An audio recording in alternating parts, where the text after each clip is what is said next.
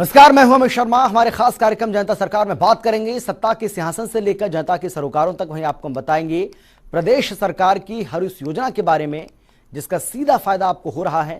तो अगले 30 मिनट तक आप बने रहिए हमारे साथ और देखते रहिए जनता सरकार।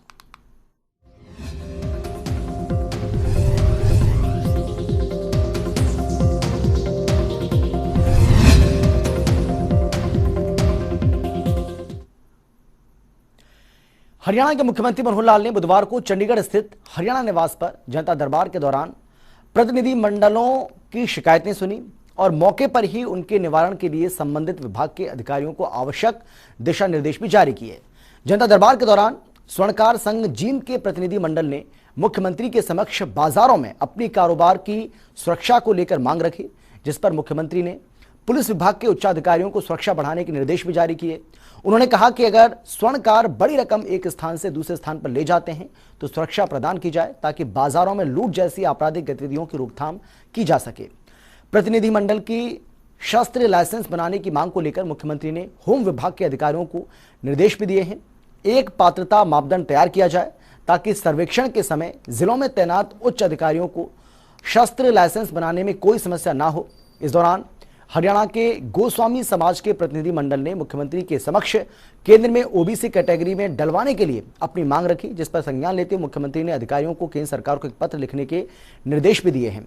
इस मौके पर Haryana union of working journalist ने मान्यता प्राप्त मीडिया कर्मियों को सरकारी कर्मचारियों के तर्ज पर कैशलेस बीमा सुविधा का लाभ प्रदान करने पर मुख्यमंत्री का आभार भी प्रकट किया।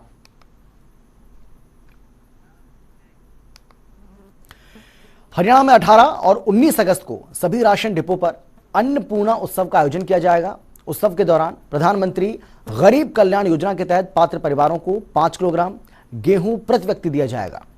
हरियाणा के मुख्यमंत्री मनोहर लाल ने बुधवार को वीडियो कॉन्फ्रेंसिंग के माध्यम से उपायुक्तों को अन्नपूर्णा उत्सव की तैयारियों के संबंध में आवश्यक दिशा निर्देश भी दिए हैं। उन्होंने कोविड प्रोटोकॉल के तहत जारी आवश्यक निर्देशों का पालन करने के निर्देश भी दिए हैं।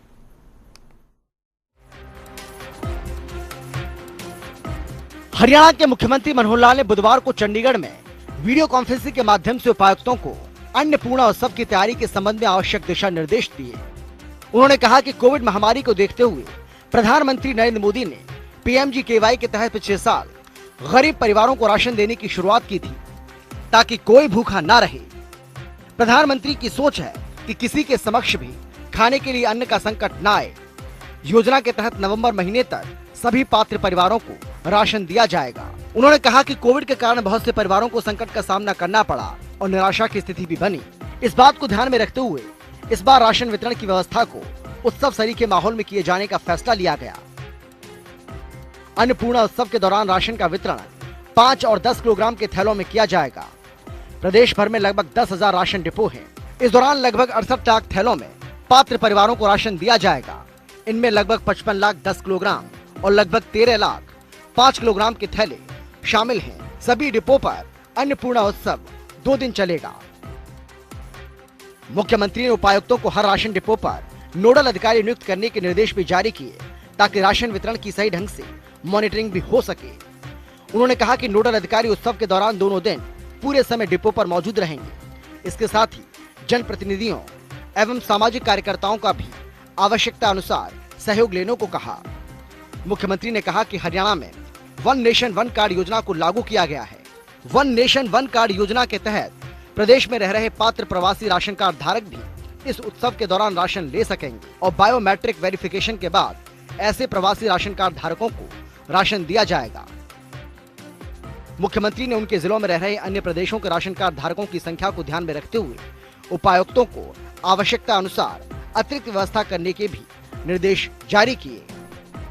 जनता टीवी के लिए चंडीगढ़ से पवन सिवर की रिपोर्ट।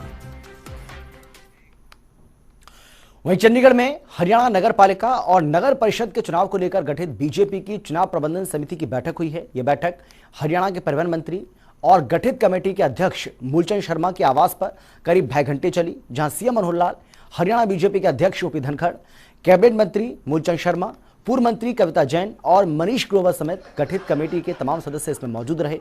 बैठक के बाद बीजेपी के प्रदेश अध्यक्ष ओम प्रकाश धनखड़ ने जानकारी दी और उन्होंने बताया कि बैठक में नए सदस्य भी कमेटी से जुड़े गए हैं, जिसमें यमुनानगर, करनाल, रोहतक, हिसार और पानीपत के मेयर भी शामिल हैं। उन्होंने बताया कि बैठक में मुख्यमंत्री मनोहर लाल ने कहा है कि सरकार पूरी तरह से तैयार है और सरकार का जो इन चुनाव का कैलेंडर होगा उस हिसाब से सरकार काम करेगी। ओपी धनखड़ ने कहा कि स्थानीय निकाय चुनाव निश्चित तौर पर पार्टी सिंबल पर लड़ती है, लेकिन जब चुनाव घोषित होंगे तो अंतिम फैसला बीजेपी इलेक्शन कमेटी करेगी। इसके साथ ही निकाय और पंचायत चुनाव एक साथ करवाने पर ओपी धनखड़ ने कहा कि यह अच्छा अवसर हो सकता है, लेकिन इसका अंतिम फैसला सरकार को ही करना है।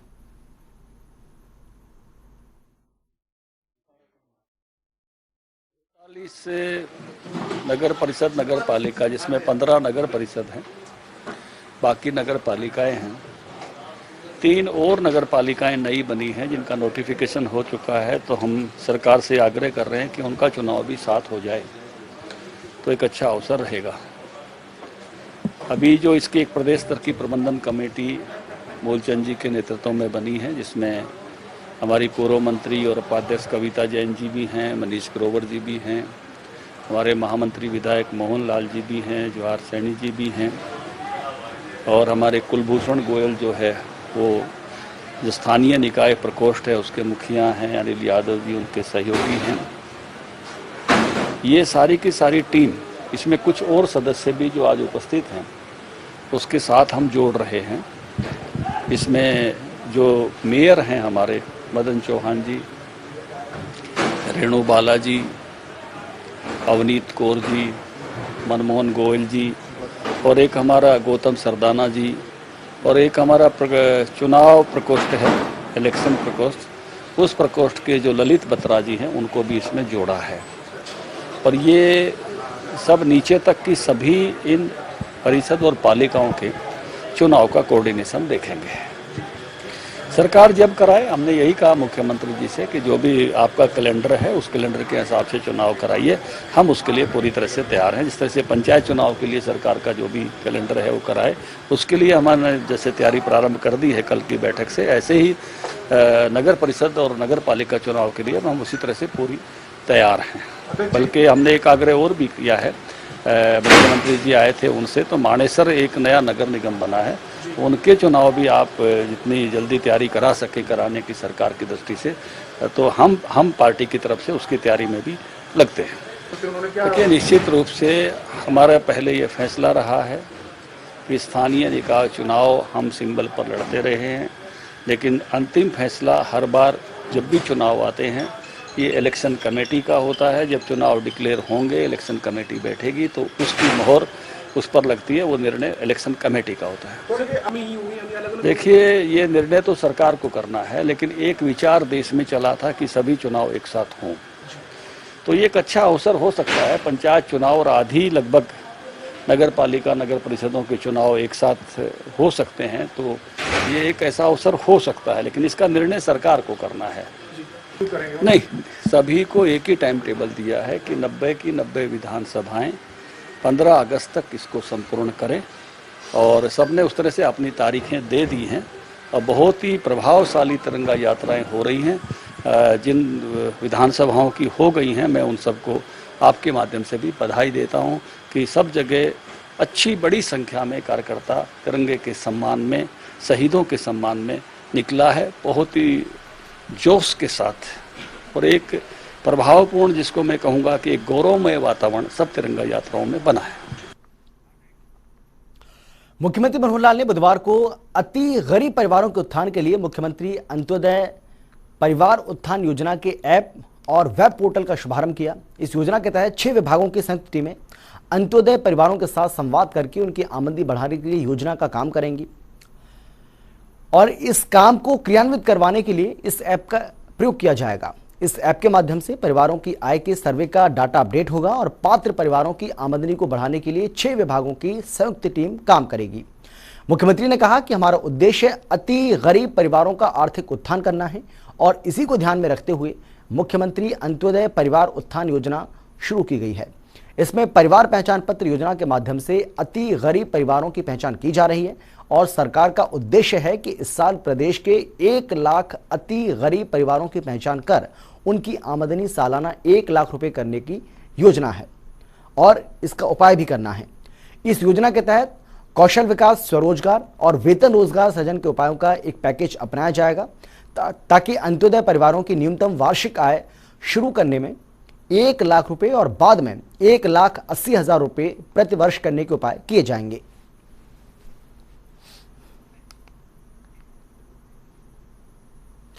हरियाणा के मुख्यमंत्री मनोहर लाल ने टोक्यो में चल रहे ओलंपिक खेलों में 57 किलोग्राम भार वर्ग फ्री स्टाइल कुश्ती प्रतियोगिता के फाइनल में पहुंचने पर रवि दहिया को बधाई देते हुए कहा है कि स्वर्ण पदक की जीत के लिए भी हम उन्हें शुभकामनाएं देते हैं। मुख्यमंत्री ने एक संदेश में कहा है कि हमें पूरी उम्मीद है कि रवि दहिया स्वर्ण पदक जीतकर देश का गौरव बढ़ाएंगे। मुख्यमंत्री ने रवि दहिया के सेमीफाइनल मुकाबले को देखने के लिए भी अति व्यस्तता के बावजूद समय निकाला। मुख्यमंत्री ने टोक्यो ओलंपिक में भाग ले रहे हरियाणा के खिलाड़ियों के मुकाबलों के संबंध में निरंतर जानकारी ली है और अभी भी ले रहे हैं। बुधवार को मुख्यमंत्री ने कुश्ती और हॉकी मुकाबलों की सभी से अपडेट ली है।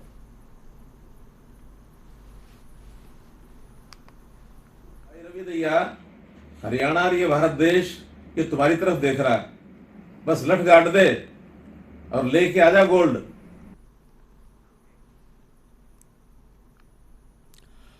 गृह और स्वास्थ्य मंत्री अनिल विज ने कई मुद्दों को लेकर अपनी प्रतिक्रिया दी है। इस मौके पर उन्होंने कहा कि जब किसी नेता को कुछ बोलना नहीं आता है तो वो बंगले झांकने लगता है और यही हाल अब विपक्ष का भी हो गया है। आज सत्ता पक्ष खुली चुनौती दे रहा है लेकिन विपक्ष सदन में शोर मचाने के अलावा कुछ नहीं करता है। इसके साथ ही अनिल विज ने कहा कि हिंदुस्तान के खेल में हरियाणा का बड़ा योगदान है।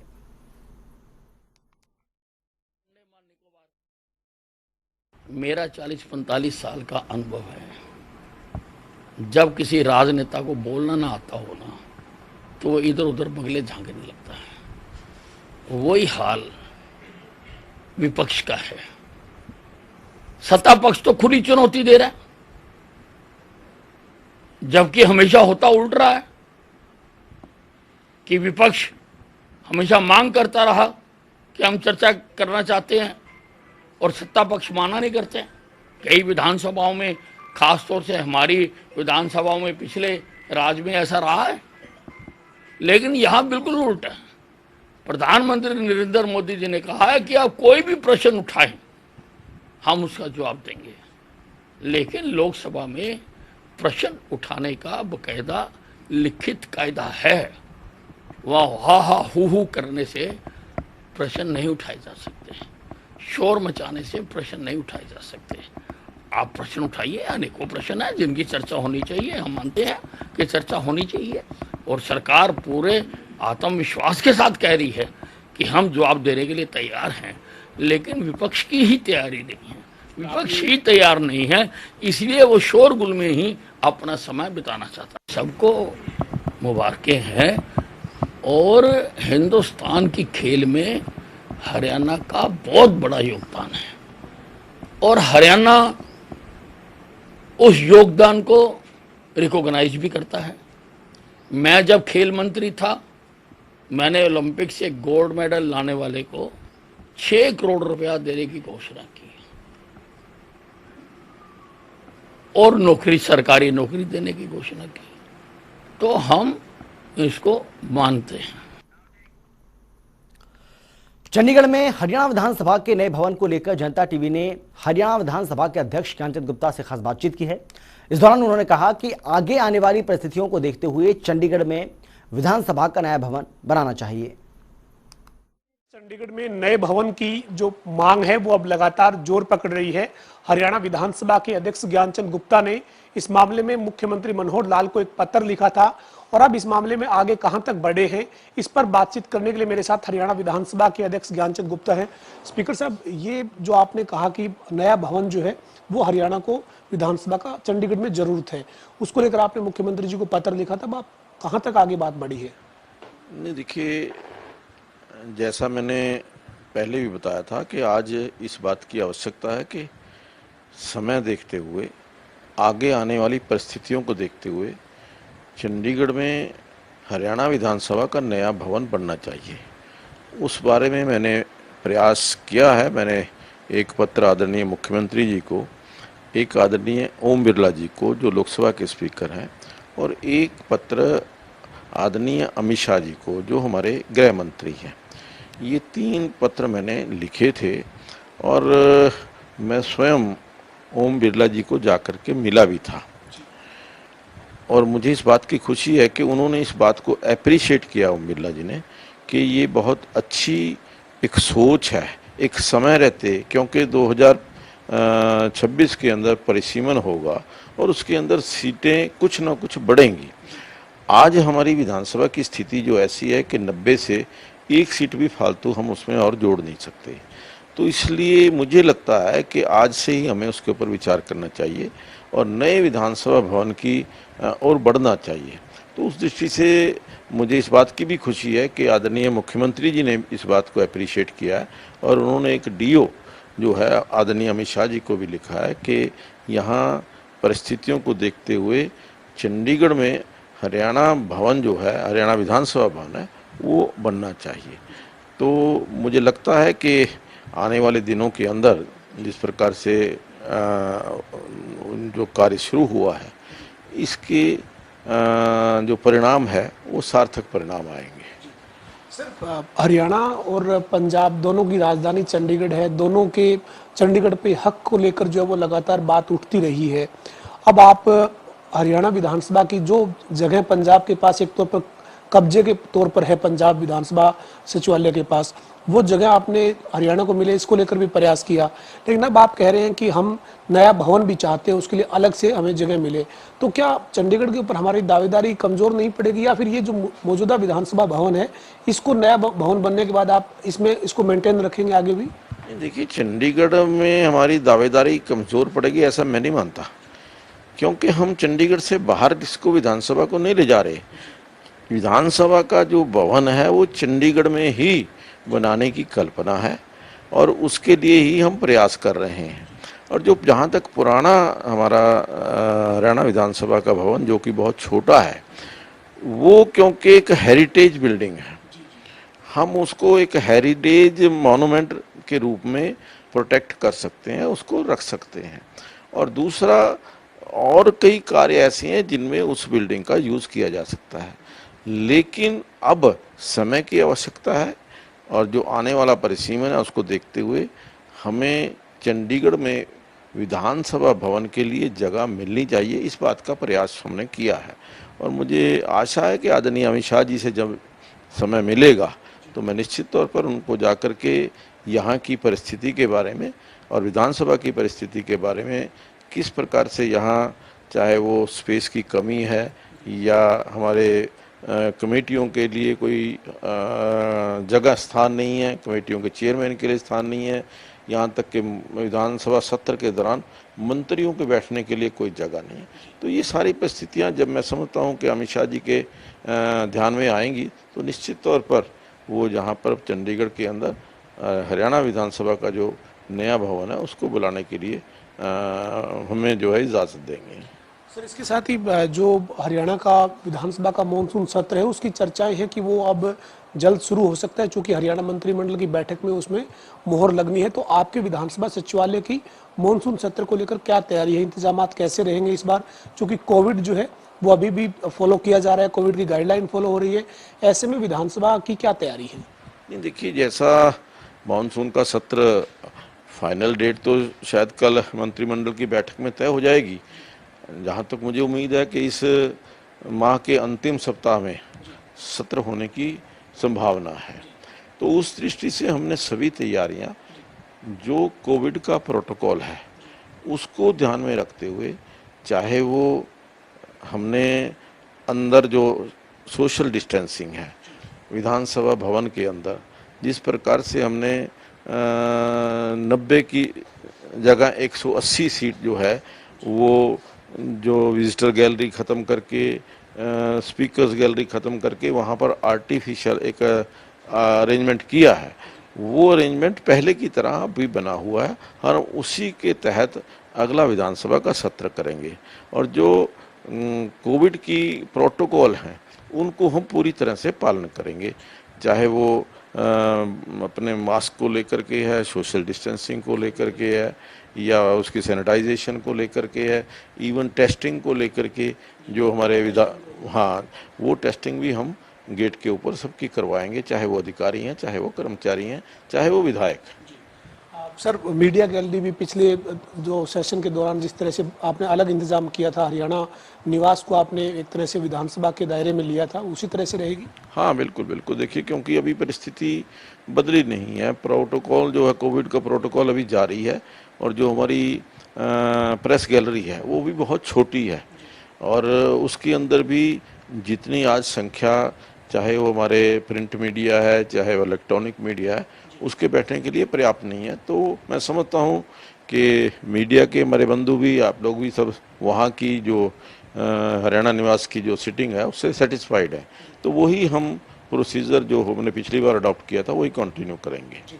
सर, इसके अलावा तमाम इन मुद्दों के अलावा विधानसभा के अलावा बात करते हैं जो तिरंगा यात्रा भारतीय जनता पार्टी ने शुरू की है, लोहारू से शुरू हुई थी, पंचकुला में यानी आपके विधानसभा क्षेत्र में तिरंगा यात्रा कब होने जा रही है?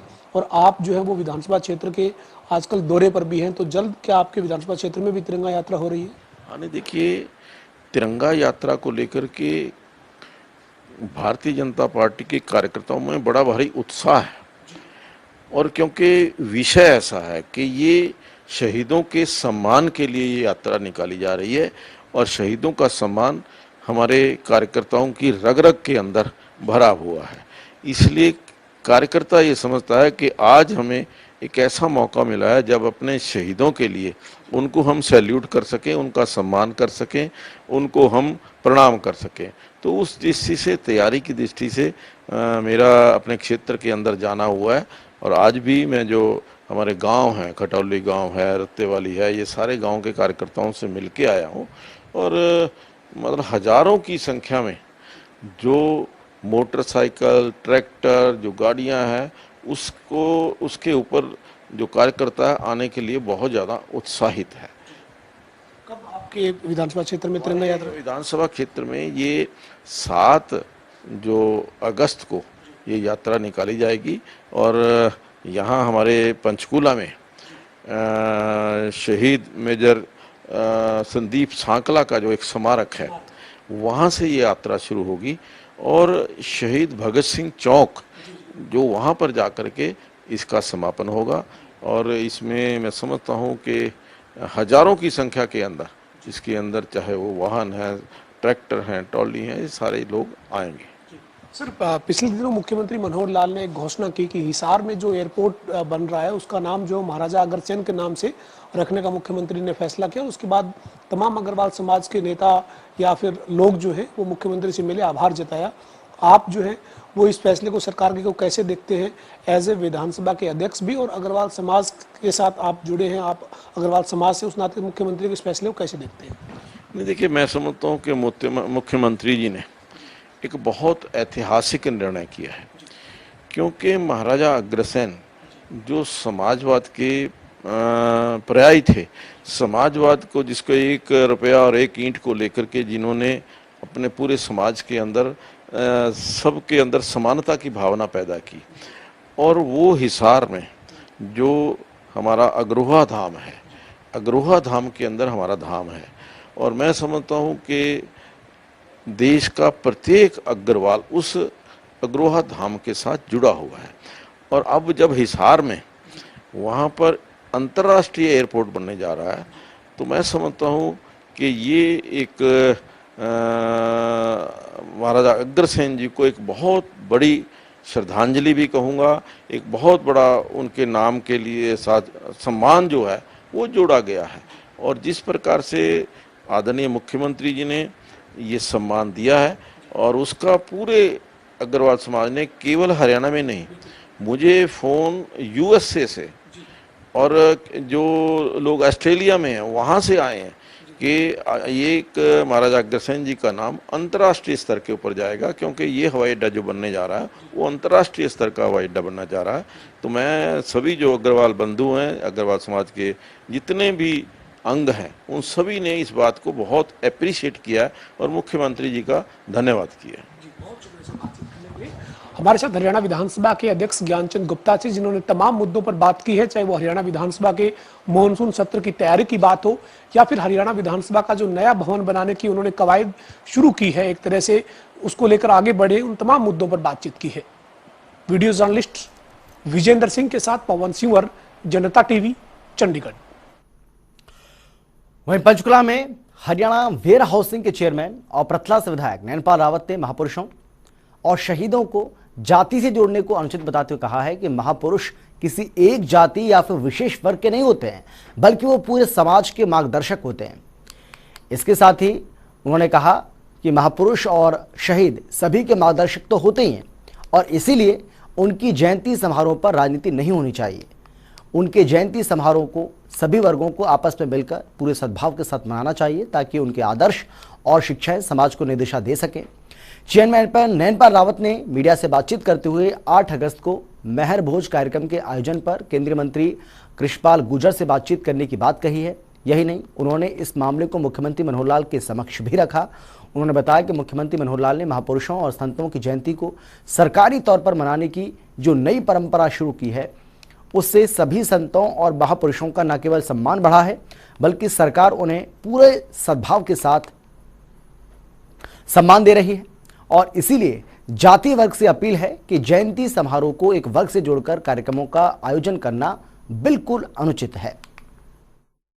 ये महापुरुष, शहीद या जितने भी हमारे समाज सेवक हुए हैं, इनको किसी जाति के बंधन में बांधना इनकी गरिमा को चोट पहुंचाने के बराबर है। तो मैं समझता हूं कि जितने भी, चाहे कोई साहित्यकार है, चाहे कोई महापुरुष है, चाहे शहीद है, उनको किसी जाति धर्म में न बांध करके वो देश के लिए हैं, देश के लोगों के लिए हैं, छत्तीस बिरादरी के लिए हैं। तो उनकी भावनाओं से मैं समझता हूँ कि इस तरह का खिलवाड़ ना किया जाए। और ठीक है, अगर जयंती भी मनाई जाती है, कोई कार्यक्रम किए जाते हैं तो आप कर सकते हैं, लेकिन उनको किसी जाति का नाम देना वो उचित नहीं है। तो उस पर मैं केवल इतना ही कहना चाहूँगा कि चाहे वो शहीद भगत सिंह जी हुए हैं, महात्मा गांधी हुए हैं, बाबा साहब अम्बेडकर जी हुए हैं, या और बहुत सारे राजगुरु हैं, सुखदेव हैं, या आपके और जो पुराने राज, तो वैसे भी हमारी हरियाणा की सरकार माननीय मुख्यमंत्री मनोहर लाल जी के नेतृत्व में जो चल रही है, वो हरियाणा को हरियाणा एक हरियाणवी एक किनारे से देखती है। जब से माननीय मुख्यमंत्री मनोहर लाल जी की सरकार बनी है, तो किसी भी प्रकार का जातिगत यहाँ पर फैसले नहीं लिए जाते। यहाँ पर केवल आर्थिक आधार पर, जनता के हित के आधार पर वो फैसले लिए जाते हैं। और इसके साथ हमारे खास कार्यक्रम जनता सरकार में आज के लिए बस इतना ही। आप देखते रहिए जनता टीवी।